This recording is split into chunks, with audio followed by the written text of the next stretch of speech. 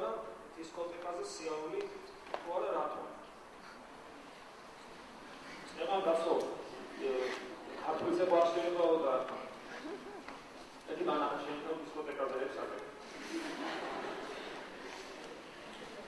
დისკოტეკაზე ხარ, როცა პარლამენტი და არა დისკუტირობენ. აუცილებლია იკონტროლო.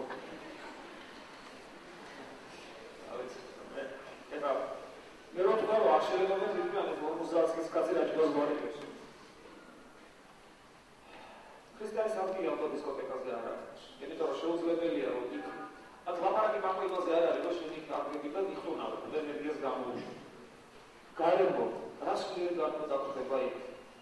აი, შენ ხარ და თქვა კიდე 500 კაცია, 200 კაცი, ის 100 კაცი, რა სულიერ მდგომარეობაში ყოფილი.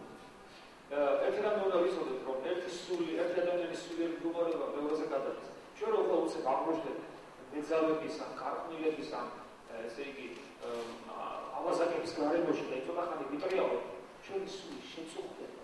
იმიტომ რომ მოქმედება ერთ სულს მეორეს. გამიგეთ? რისთვის აი ადამიანთა გაერთიანებას ძალა აქვს.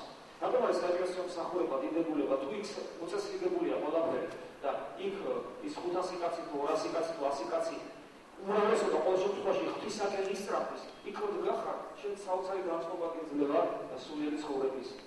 და როდესაც იქ შეკრებილია სხვათა საზოგადოება, სადაც სულიერი განწყობა ისეთია, რომ აი ვერტისკენ ნამდვილად არ მედიან და სხვა განწყობებია, ის გადამდები იქნება, შეეძება. ეს იქნება რომ აი სული გახსნა და ბოლომდე ჩაგა